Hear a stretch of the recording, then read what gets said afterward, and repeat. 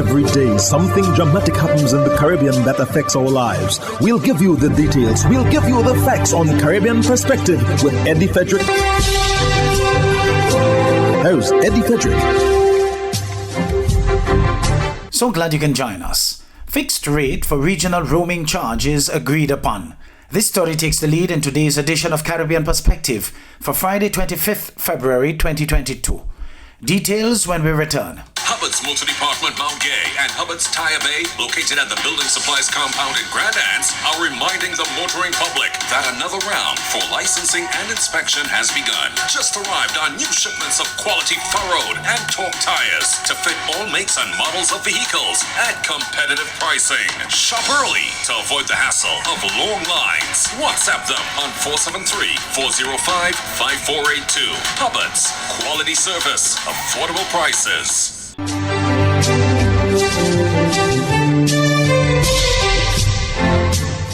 Welcome back. Regional travelers will pay a fixed rate for roaming as they travel across the region. More in this Barbados Today news item. Flow and Digicel are yet to announce the new rates, but at today's official signing of the Declaration of St. George's towards the reduction of intra-CARICOM roaming rates in Grenada, Prime Minister Mia Mottley welcomed the move, but made clear the ultimate goal is the elimination of roaming charges. We want to allow for competition on rates and services to the benefit of the wide variety of users of voice and data services.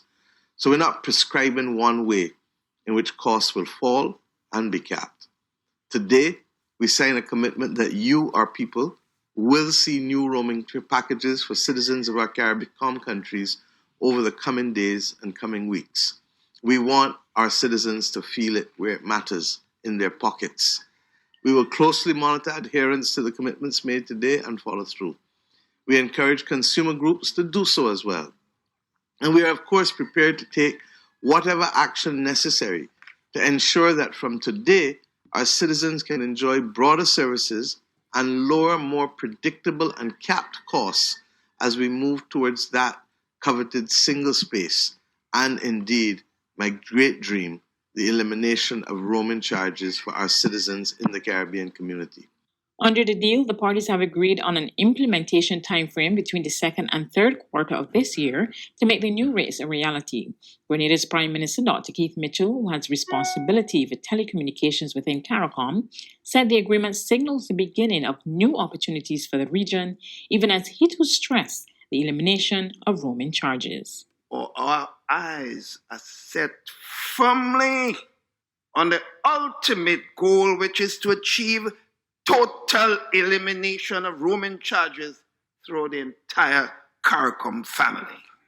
This declaration essentially means that our citizens will have options to use their mobile phones as they move freely within the single space at reduced cost. Our citizens will be able to travel without the fear of incurring the normal exorbitant charges for voice and data usage as they conduct business and keep in touch with loved ones and their businesses.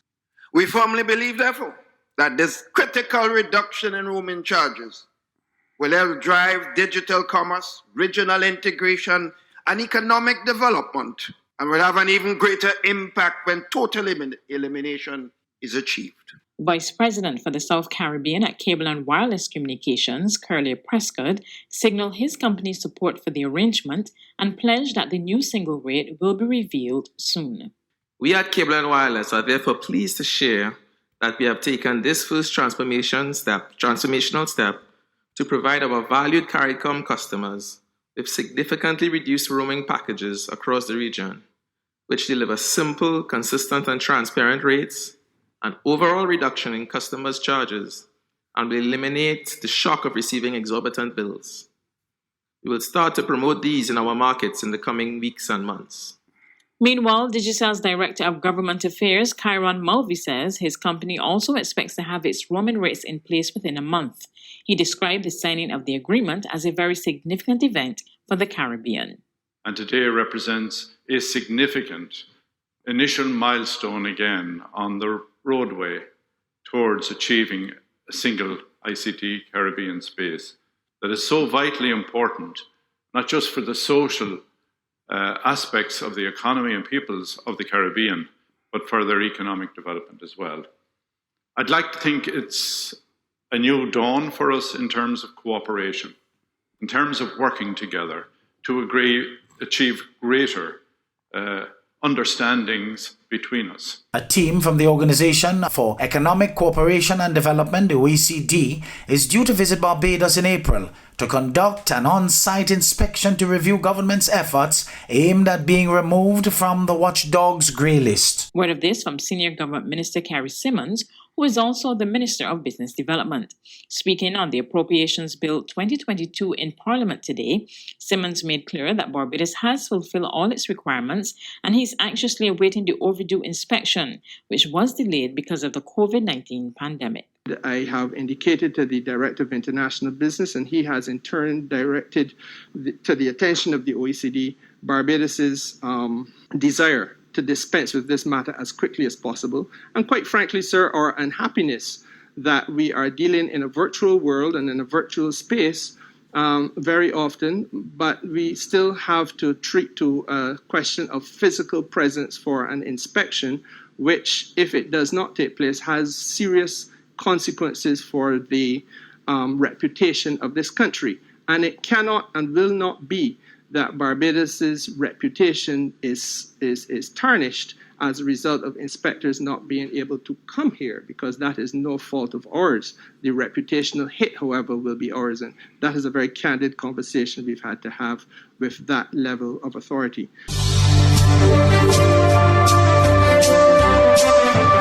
You're listening to Caribbean Perspective with Eddie Frederick.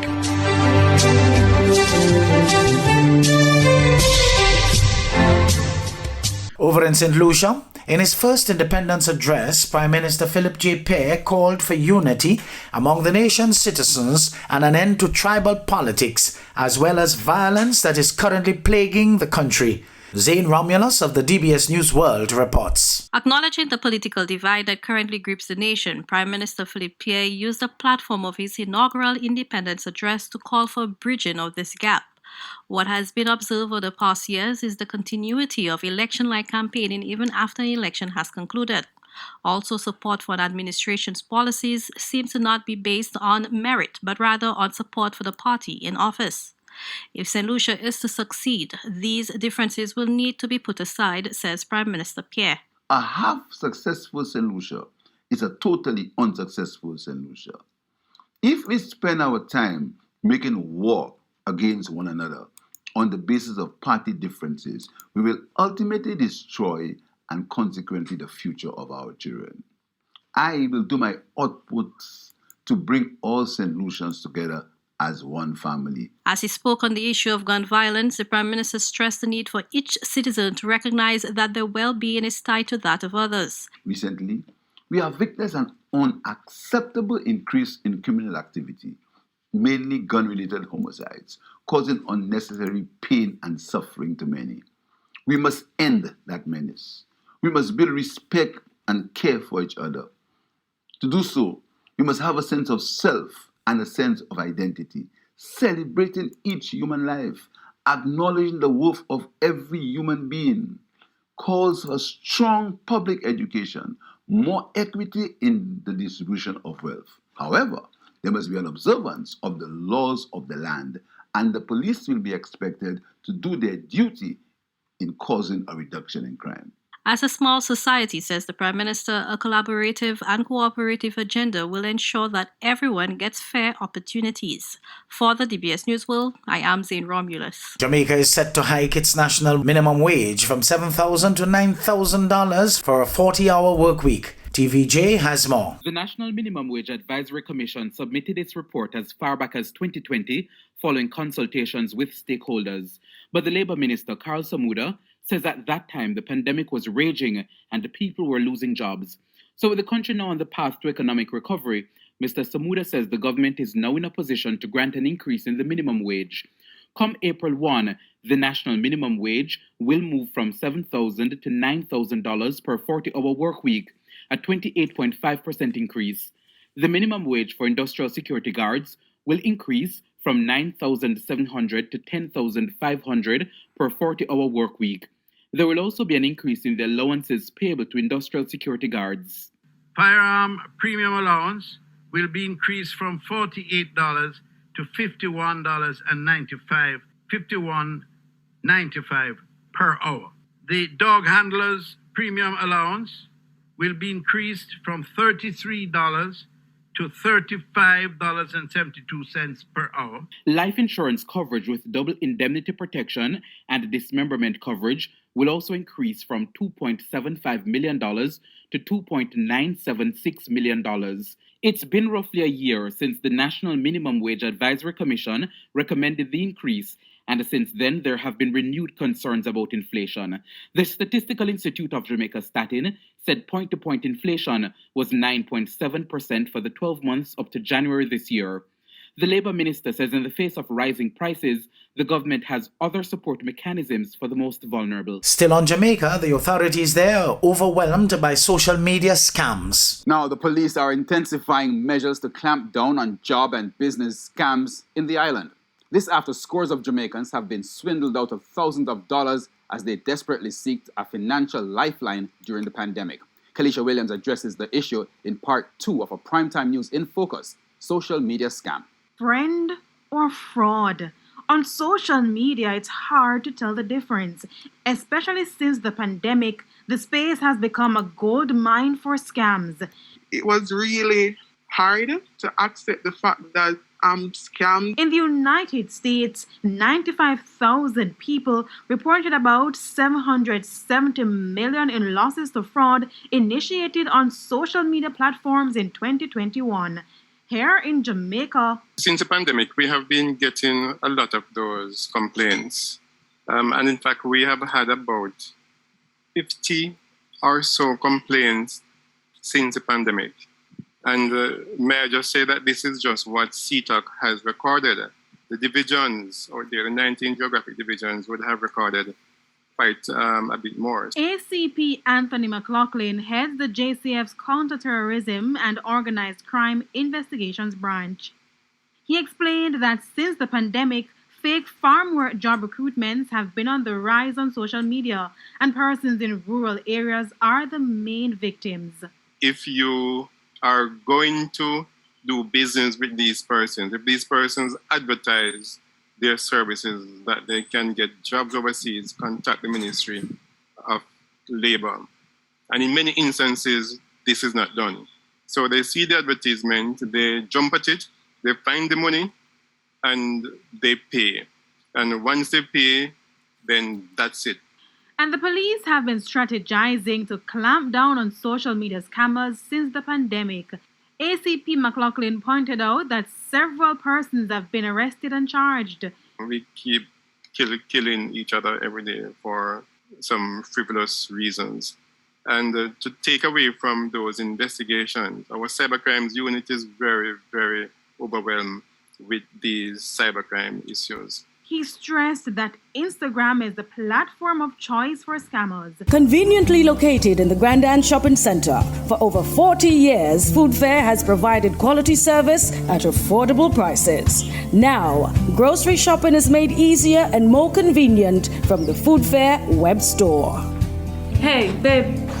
Listen, I need you to go down to Food Fair to get some groceries. All right, no problem. Right away. Thanks, babe. What are you doing? You're supposed to be going Food Fair to get a grocery, man. I am, but didn't you know you can order your groceries online from the Food Fair web store? Are you serious? Of course. All you have to do is just to log on to www.foodfair.gd with credit card in hand, and with an order of $100 or more, Food Fair Grand Anse will deliver up to 3 miles away. And you don't even have to worry about your information, you know. Their safety measures are excellent. So hold on. You just order online and Food Fair will deliver to you? Yep. Oh, baby, better hurry up and order, man. I already did. They should be here any minute now. Enjoy easy online shopping anytime from your home or office from the Food Fair web store.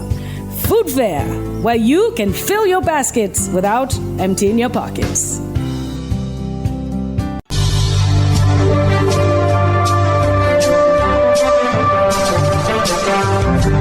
Hi am Eddie Frederick, wishing you a restful weekend. This has been Caribbean Perspective, a whole new approach to highlighting developments in the Caribbean. In the meantime, please continue to log on to CaribbeanPerspective.com for more daily news and more.